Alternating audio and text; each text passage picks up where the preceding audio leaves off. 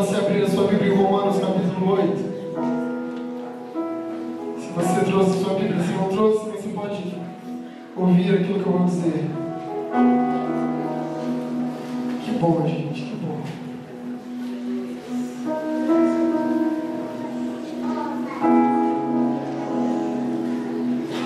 Romanos capítulo 8.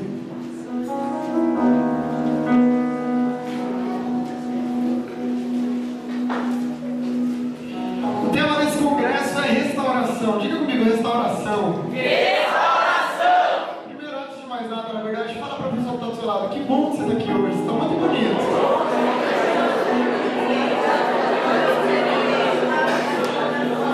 Irmãos, se a pessoa que está do seu lado não estiver muito bonita assim, você profetizou na vida dela. Quem sabe ela sai daqui mais bonita do que ela entrou. Amém? Glória a Deus. O tema desse congresso é restauração. E a breve mensagem que eu tenho para trazer para você hoje, eu espero que, apesar de breve, venha mudar a sua vida. Que você esteja de coração aberto para que isso aconteça. Ela é algo que com certeza você vai conseguir entender facilmente. A gente não precisa ser muito inteligente para saber que os dias que a gente tem vivido são dias difíceis. Nós temos vivido tempos difíceis. Talvez os nossos pais não viveram dias tão difíceis quanto nós. Os nossos dias são muito difíceis. A gente não precisa estudar muito para saber disso. A gente só precisa ligar a televisão todos os dias e ver quão difíceis são os nossos dias. Você liga lá a sua televisão e você vai ver um cara que se chama Datena, você vai ver outro cara que se chama Marcelo Rezende, você vai ver que os nossos dias não são... que nós não estamos falando de algo que é brincadeira. Nós temos vivido dias de corrupção, mas uma corrupção, não uma corrupção de um troco errado, que também é corrupção. Nós temos vivido dias em que os políticos que deviam trabalhar pela gente, eles pegam o nosso dinheiro e vão para Disney, eles pegam o nosso dinheiro e compram carros caros. São dias em que as pessoas, os políticos, eles têm roubado milhões e milhões de verdade mesmo. Você vê alguém lá, quanto que o cara roubou 70 milhões, foram 70 milhões desviados para a conta dele. Mas ele vai devolver parte disso. Devia devolver tudo. E mais um pouco ainda com juros. Além dessas corrupções que a gente vê na televisão, a gente ainda tem as corrupções do nosso dia a dia. Os trocos errados. As colas nas provas são corrupções. Os faróis vermelhos que a gente passa, mesmo à noite, como eu costumo dizer para cá, falando agora tá noite, é muito perigoso. Que é nada, cara. Um farol vermelho aqui, um troco errado que a gente leva para casa. Nós temos vivido dias que a Bíblia profetizou como dias em que o amor se esfriaria. São dias em que o amor de muitos tem se esfriado. As pessoas perderam o amor umas pelas outras. As pessoas não se amam mais. Eu nunca mais vou me esquecer. Um dia eu assisti a televisão e aí passou um caso de uma família que eles iam matar um frango para uma festa, para o Natal, sei lá. E aí eram duas famílias no mesmo quintal. Eles falaram, um frango só dá. Então a gente mata o frango, divide e fica metade para vocês e metade para a gente. Beleza? Beleza, não tem erro, né? E aí aquela família foi, matou o frango e falou assim, então beleza, vamos dividir no meio. Aí a metade da família falou assim, não, eu não fico com a parte que é da perna. A perna da galinha, eu não fico. Não, eu também não. Então gente, o que a gente vai fazer? Isso aqui. Resumindo a história, eles começaram a discutir, um dos dois, eram dois irmãos, família de dois irmãos. Um entrou dentro de casa lá, falou assim, então beleza, você vai ficar com a metade da galinha, a metade do pescoço? Então tá bom, você vai ver. Entrou, pegou uma faca e esfaqueou o irmão, por causa de uma galinha, um frango. Esses são os dias que a gente tem vivido, isso é um caso tão ridículo, perto de tantos outros que a gente vê todos os dias. Pais matando filhos, filhos matando pais. racistas às pessoas. Nós temos vivido dias em que algumas pessoas que se dizem cristãs, falando em nome de Deus, têm roubado o dinheiro do povo. Pessoas que se dizem cristãs, falando em nome de Deus, têm afastado as pessoas de dentro da igreja. Sabe o que faz uma pessoa não querer vir para a igreja muitas vezes? Nós. Porque as pessoas olham para a gente e podem falar assim: meu, para que eu vou para a igreja? Para ser igual a ele? Não. Já falaram isso para mim. Quando eu era adolescente, quando eu estudava, eu não era muito crente, não. Acho que muitos de nós não éramos, né? Quando nós éramos adolescentes. Que bom que tem muito adolescente. Sejam crentes. Que lá. E aí? Esqueci o que eu ia falar. É verdade. Aí eu falava assim: não, eu sou crente. Eu sou crente. Aí um dia alguém chegou em mim e falou assim: mas você é crente? Sou. Mas você fala palavrão, você fica. Na hora de jogar bola você quer bater em todo mundo. Você é crente? Sou. E aí, como é que você faz para numa situação dessa você poder chamar alguém para ir para a sua igreja? Você tem coragem? Isso faz muitas vezes as pessoas não quererem vir para dentro das igrejas. Os cristãos afastam as pessoas de dentro da igreja. E em meio a tanta crise, tanta coisa doida, tanta corrupção, tanta falta de amor, tanto crente mané, nós estamos aqui. Nós estamos aqui. Você pode dar uma glória a Deus? Glória a Deus! Eu quero dizer para você que você não nasceu no tempo errado. Pode parecer que sim, você fala assim: meu, nossa, eu não nasci na época certa, eu nasci na época errada. Não é possível, cara. Não. Nós nascemos exatamente quando nós deveríamos nascer. Talvez você não foi planejado pelo seu pai e pela sua mãe. Talvez os seus pais não te planejaram. Talvez você foi como eu. O meu pai, eu pergunto para minha mãe: mãe, você me planejou? Não. Você foi um erro de percurso. Eu falei: mesmo aí, a gente não contava, mas veio. Talvez para minha mãe eu seja um erro de percurso, mas para Deus não.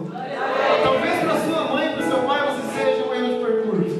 Talvez você não fosse planejado por eles, mas você estava no coração de Deus. E é por isso que eu posso ter certeza e posso dizer para você que você nasceu na época certa. Você nasceu e Deus conta comigo e com você para a gente transformar, para a gente restaurar essa terra. Eu não sei em que âmbito da palavra vocês planejaram usar, mas eu quero dizer que vocês foram chamados, eu e vocês, fomos chamados para restaurar essa terra. Eu e vocês fomos chamados para transformar a nossa cidade. Eu e vocês fomos chamados para transformar a nossa casa, a nossa família, a nossa igreja, o nosso bairro. Amém? Amém. Deus conta com a gente. E como diz o meu pastor, ele não tem um plano B. Deus não tem um plano B. Então quer dizer assim, e se o homem falhar? Eu não tenho um plano B. Diz que um dia um anjo perguntou para Deus, uma parábola, você pode dizer assim: Senhor, o Senhor enviou os homens, o Senhor confiou uma mensagem tão grande na mão deles. Senhor, e se eles falharem? O Senhor tem um plano B? Qual é o plano B, Senhor? Eu não tenho um plano B. Eles não podem falhar. Nós não podemos falhar. E graças a Deus que nós estamos aqui, porque Deus quer tratar o nosso coração. Deus quer falar pra gente como é que a gente vai restaurar essa geração. E a restauração para essa geração começa, diga comigo assim, em mim. Em mim. Diga para você que está do seu lado, em você. Em você. Glória a Deus, aleluia. O texto que dá base para essa mensagem está em Romanos 8:37. E diz assim: em todas essas coisas, porém, somos mais que vencedores por meio daquele que nos amou. Em todas essas coisas nós somos mais do que vencedores por meio daquele que nos amou. Paulo está falando assim: em todas essas coisas o quê? Lá no começo, lá no versículo 31, ele vai começar a falar sobre as aflições do tempo presente. Ele vai começar a falar das dificuldades que a gente passa. Quem tem dificuldade na vida aí? Levanta a mão. Que bom, só metade tem. Quem tem muita dificuldade na vida, um monte de problema para resolver, levanta as duas. Cara, problema é o que a gente mais tem nessa vida. E Paulo ele vem dizer assim: em todas essas coisas, em todos os problemas que a gente pode ter, nós somos mais que vencedores por meio daquele que nos chamou, por meio daquele que nos amou. Nós somos chamados para uma vida de vitória. Você crê nisso, amém? Amém. Nós somos chamados não simplesmente uma vitória financeira, mas isso é muito bom. Não simplesmente uma vitória profissional, e isso é muito bom. Todo mundo tem prazer na vitória. Eu não sei se você conhece alguém que não tenha prazer na vitória, alguém que fala assim, ah não, eu gosto de perder. Se tem uma coisa nessa vida que eu gosto, é perder. Eu entro numa briga para perder. Ah, vamos jogar futebol? Vamos. Vai valer uma garrafa de coca. Então tá bom. Você vai entrar para ganhar ou para perder? Ah, com certeza para perder. Eu gosto demais de perder. Quem gosta de perder? Todo mundo tem prazer na vitória. Todos nós temos prazer na vitória porque nós somos criados para isso. Deus nos criou para a vitória. A gente foi ensinado desde pequeno, na verdade, a ganhar. Essa história de que o importante é competir. Conversa de quem não está no jogo. Porque quem entra no jogo fala, não, o importante é ganhar. É ganhar.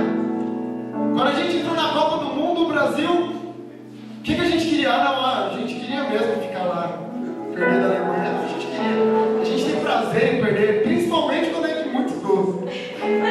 Não, a gente entrou para ganhar, a gente entrou para ser campeão. O fato da gente ter saído abalou a nação. Eu não sei você, eu me lembro, eu estava assistindo o jogo. Eu olhei assim e falei, não é possível, cara, não é possível. Um gol atrás do outro, eu não sabia nem para onde ir. Sabe, você planejou tudo, você comprou pipoca, você sentou com a família, colocou a camiseta do Brasil. Eu lembro que foi o único jogo, talvez seja por isso. A gente ligou no Data Show, assim, ó. Foi na casa da minha sogra, liga no Data Show, com pipoca. Acho que porque eles ficaram maiores assim, acabou, ninguém sabia para onde ir. Falou, mas e agora? E o churrasco? Perdeu de muito. A gente não gosta de perder, a gente não está acostumado com a derrota. Todos nós somos chamados para a vitória. Mas a questão é que Paulo não está falando simplesmente de uma vitória num jogo de futebol. Paulo não está falando simplesmente de uma vitória financeira, como a gente disse. As vitórias com Deus, elas vão muito além do dinheiro. As vitórias com Deus, elas vão muito além de um trabalho. As vitórias com Deus vão muito além de você conseguir um namorado antes ou depois dos 30. E é nessa perspectiva que Paulo vem trabalhar nesse texto. Paulo ele vem ensinar pra gente o que é ser vitorioso de verdade. Porque se a gente quer restaurar essa terra, a gente precisa descobrir como que a gente faz para ser vitorioso de verdade. Quem quer aprender como ser vitorioso de verdade, diga amém. Amém.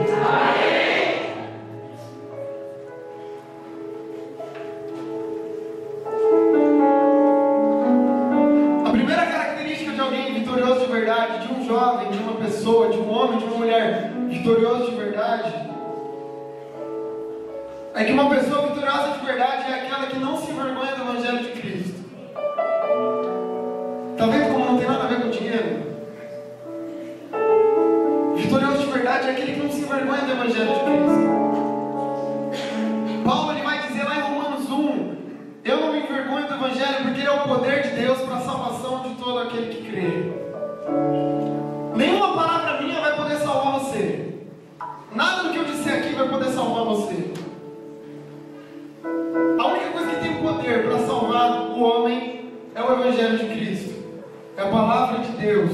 É aquilo que Cristo foi. Ele é o verbo que desceu do céu para ser um homem como nós. Morreu numa cruz e é isso que pode salvar você. Eu não me envergonho do Evangelho de Cristo. Essa é uma das primeiras características que a gente tem que ter para restaurar essa terra. A gente vive num mundo onde nós somos forçados diariamente a mostrar um monte de coisa para todo mundo.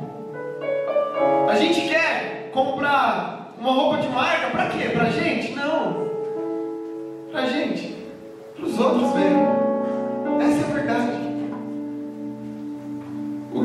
Qual é a diferença? Qual a diferença que uma roupa da Nike ia fazer na sua vida se você vivesse sozinho numa ilha? Faria alguma diferença? Nenhuma. Nós trabalhamos, isso é uma frase que eu não sei quem disse, mas é muito verdade. Nós vivemos a vida toda trabalhando em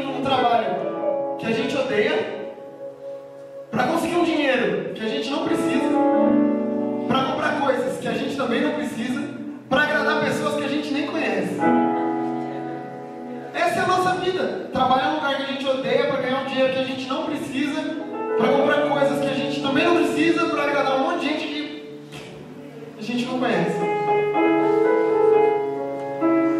Nós homens vivemos num mundo onde nós precisamos mostrar a nossa masculinidade para as pessoas desde a adolescência, desde criancinha, na verdade.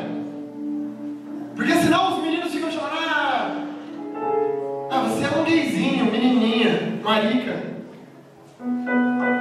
E aí o que o menino aprende? Não, eu preciso mostrar que eu sou homem. Eu preciso provar para esses caras aí que eu não sou marica, que eu sou homem. Então, o que ele vai fazer? Ele vai tentar ficar com o máximo de meninas possível, para poder mostrar para todo mundo que ele é homem de verdade. Aí o que acontece? As meninas, elas não querem ficar para trás. Você sabia que os índices de mulheres alcoólatras têm subido de uma forma absurda nos últimos anos? As mulheres hoje bebem como os homens bebiam no passado. Você olhar na época do meu pai, sei lá, há 30, 40 anos atrás, uma mulher sentada, várias mulheres sentadas numa mesa de bar, bebendo com as amigas, isso não existia. Então não, as mulheres querem direitos iguais. Então as meninas querem também, não, por que menino, já ouviu essa história? Por que menino que fica com um monte de menina é machão e menina que fica com um monte de menino é galinha, é piranha? Ah não, então a gente vai ficar também. E aí entra essa bola de neve do inferno. Nós vivemos num mundo onde a gente precisa provar as coisas para as pessoas. A gente vive num mundo onde as meninas elas são encorajadas a se vestir de modo sensual e a de ficar com o máximo de meninos possível para elas serem descoladas. A gente vive num mundo onde nós somos levados a ser crente mais ou menos. Ser crente? Depende, onde que a gente está? Na igreja, então sou. Então a gente sai da nossa casa, a gente veste uma roupa de crente, a gente pega a nossa Bíblia de crente, a gente coloca a nossa máscara de crente e a gente chega na igreja. Paz do Senhor amado, glória a Deus. Levanta sua mão, Senhor, obrigado. Aí a gente chega na segunda-feira na escola, ou a gente chega na segunda-feira na faculdade, e tudo isso acabou porque a gente deixou a nossa roupa de crente, a nossa cara de crente, o nosso jeito de crente em casa. Isso é o que esse mundo quer fazer com a gente. Eu me lembro, quando eu fazia faculdade, aí eu comecei a evangelizar, eu já namorava com a Cacá, aí eu comecei a evangelizar uma menina da minha sala. Percebi nela que ela queria, aí comecei a levar a Bíblia, comecei a mostrar algumas coisas para ela e tal, a gente começou a conversar e a gente voltava de ônibus junto. E aí um dia a gente estava no ônibus, 10 e pouco da noite, e eu conversando com ela, e aí uma irmãzinha da igreja, que trabalhava no departamento infantil com a minha mãe, ela me viu de longe assim, né? Eu estava sentado lá dentro do ônibus, ela também, mas bem longe. E ela olhou e falou assim, nossa, olha o Diego, canta no louvor, prega. Tá paquerando a menina ali, ele namora com a Cacá. Aí ela chegou perto para curiar. Aí chegou assim, aí quando ela chegou do lado, tava assim, não Bruno, mas fica firme que Jesus tem uma obra na sua vida. Você vai ver, você vai ser transformado e tal, não sei o quê. Aí ela foi depois contar pra minha mãe e falou, ai, Tina do céu. Ai, Diego é uma bênção, né? Sem vergonha. E se eu estivesse fazendo alguma coisa errada? E se eu não estivesse evangelizando ela? Era ali, acabou. A gente é levado a ser crente mais ou menos. A gente é levado a ser crente na igreja, mas lá fora não dá nada. Lá no trabalho a gente não precisa falar de Jesus, a gente não precisa, não dá nada. A gente se envergonha do evangelho. Mas há um perigo nisso aí, e é um perigo muito grande, porque a Bíblia diz que quem se envergonha de Jesus nessa terra, Jesus vai se envergonhar dele lá no céu.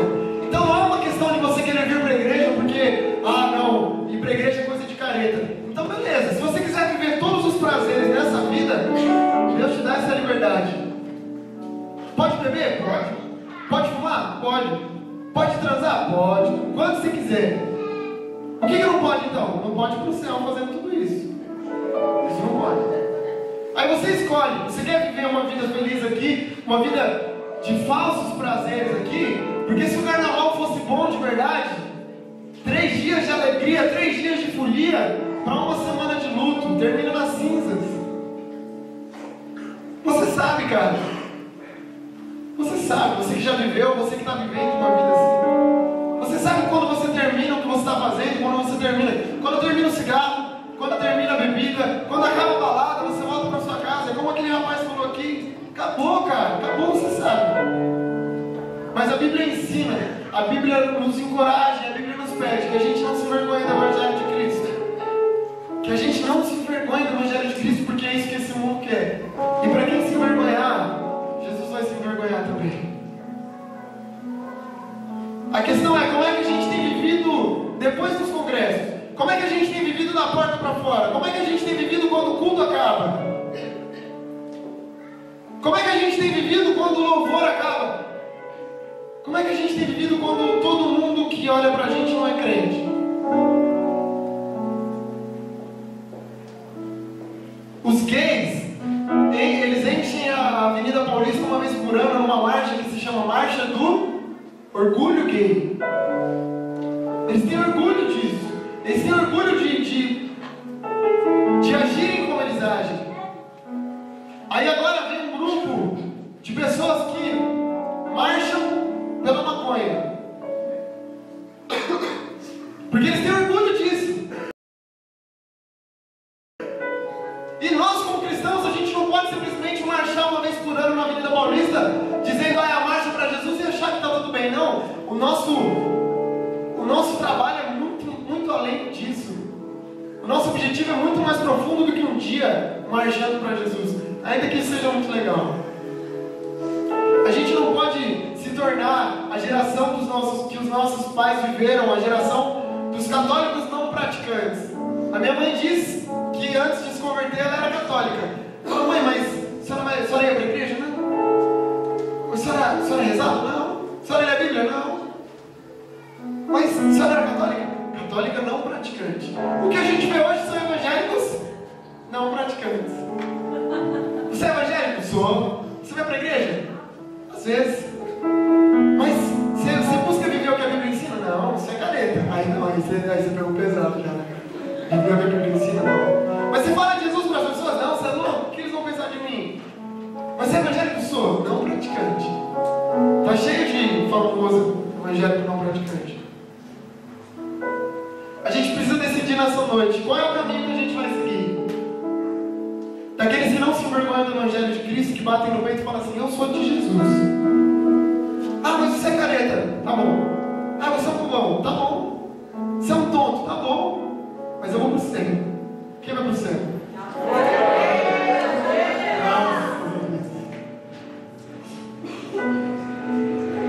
Vitorioso de verdade é aquele que não se envergonha do Evangelho.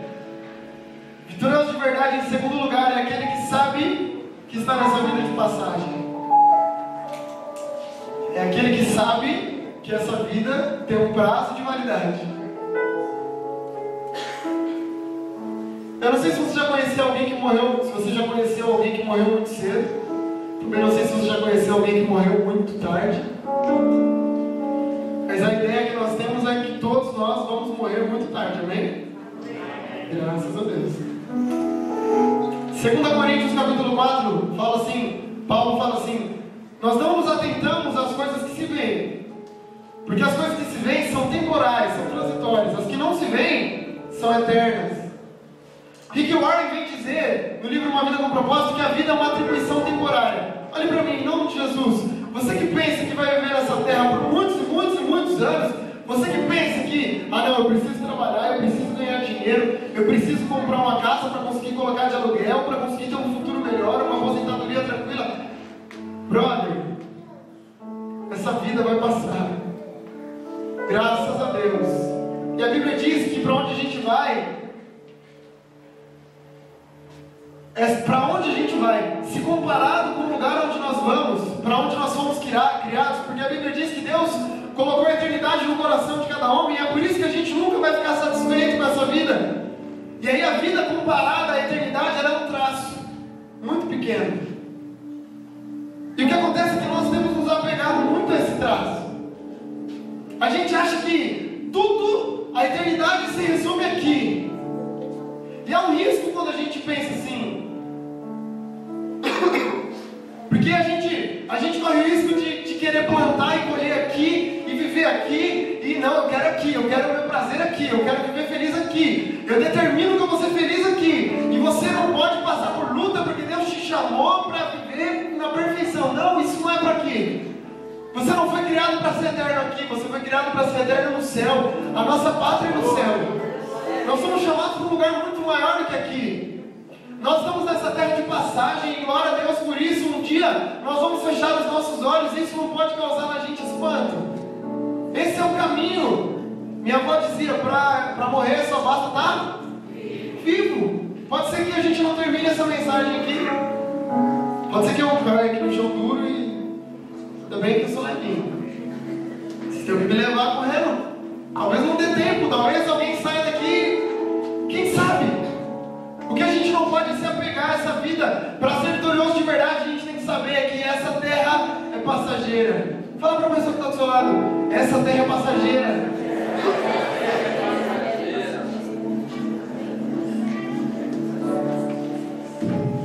Como jovens, a gente tem essa ideia de que a gente tem uma vida toda pela frente. Mentira, cara.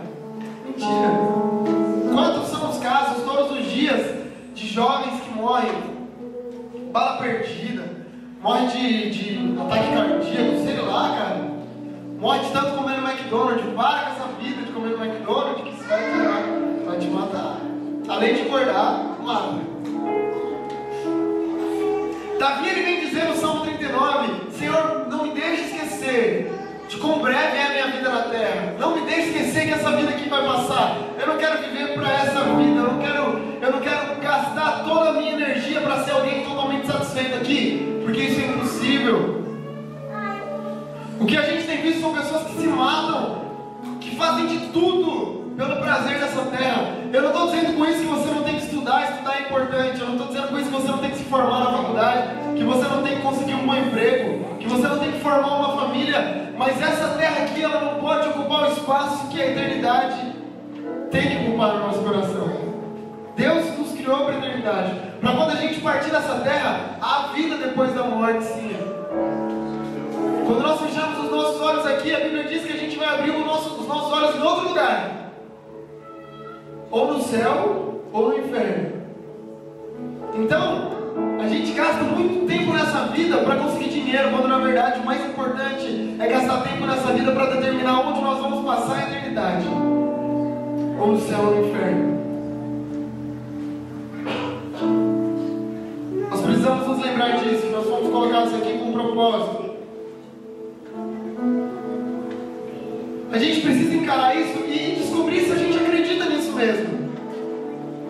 Se a gente acredita que a gente foi criado para a eternidade, porque senão não faz sentido. Se essa vida acaba aqui, então tá bom. Então a gente pode fazer o que a gente quiser, porque acaba aqui. Se acaba aqui não tem consequência. Se acaba aqui tá tudo bem. Se acaba aqui, cara, para que eu vou trabalhar? Para quê? Porque acaba aqui. Mas se a gente acredita que a nossa vida foi criada para a eternidade, então a gente precisa rever as nossas prioridades. A gente precisa rever aquilo que a gente tem feito com a nossa vida, porque passa rápido. Passa rápido ou não passa? Eu me lembro de quando eu fiz 18 anos, não faz muito tempo não. Mas parece que foi ontem. Parece que foi ontem que eu acabei o ensino médio, parece que foi ontem que eu acabei a faculdade, parece que foi ontem. Tudo parece que foi ontem.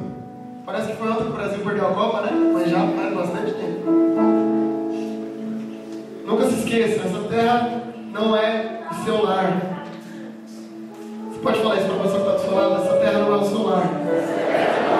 Fala para ela, não se apegue muito.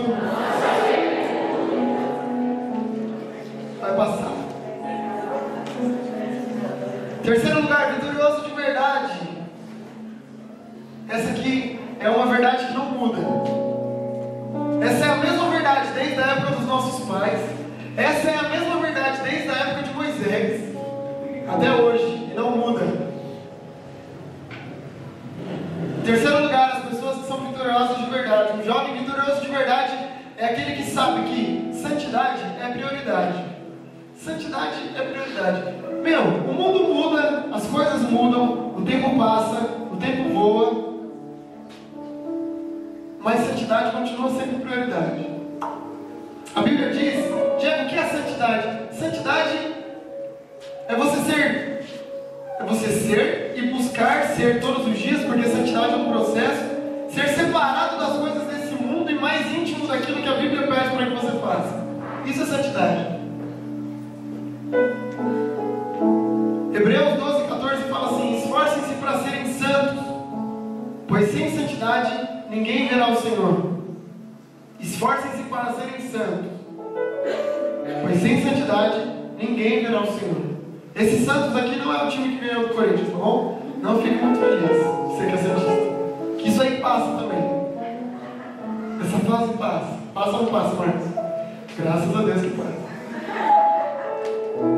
Sem santidade ninguém verá o Senhor. Então quer dizer, a santidade ela não é mais uma opção. Santidade é questão de vida ou morte.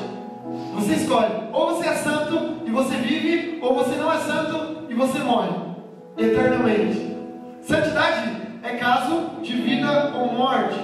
A gente vive dias em que tudo é relativo. Ah, mas o tempo mudou. Ah, mas as coisas mudaram. O evangelho de antigamente não serve mais para hoje, mas isso aqui serve. Santidade é prioridade. Deus não abre mão disso. O livro de Levítico é um grande código de santidade. É tudo aquilo que Deus ordenou para o seu povo naquela época para que eles fossem separados dos outros povos que rodeavam eles. Deus orou e falou assim: esses caras estão começando a ficar igual a todos os outros. Esses caras estão começando a ficar igual ao povo que está ao redor deles. E eu preciso fazer alguma coisa para que isso mude. E aí Deus dá um código de santidade para aquelas pessoas. Porque Deus espera de nós que a gente seja diferente do pessoal que está aí fora. Ele não espera que a gente se amolde a forma deles pensarem, não, mas Ele espera que a gente faça com que eles se tornem como nós. E quantas vezes a gente tem sido como eles? E isso é um grande erro. Santidade é um processo pelo qual todos nós passamos. Dá trabalho, mas vale a pena, porque há uma recompensa para nós. Há uma recompensa para nós. Por último lugar, alguém vitorioso de verdade é aquele que consegue chegar no final da carreira. Paulo vem dizer: combati um bom combate, eu terminei a carreira. Eu não fui até a metade do caminho. Eu não andei com Jesus metade da minha vida e depois eu saí fora, não. Paulo ele vem dizer: eu terminei a carreira, eu combati um bom combate, eu terminei a carreira e eu guardei a minha fé. O diabo trabalha todos os dias para que a gente abandone os caminhos do Senhor, mas graças a Deus que Ele te deu mais uma chance. O nosso Deus te deu mais uma chance de estar aqui, ouvindo uma palavra de alguém que está dizendo para você: ouça o que o Espírito diz. Deus tem mais uma chance para você. Deus tem mais uma chance para os caminhos dele para você. Eu quero convidar você a ficar de pé no seu lugar para a gente encerrar esse momento.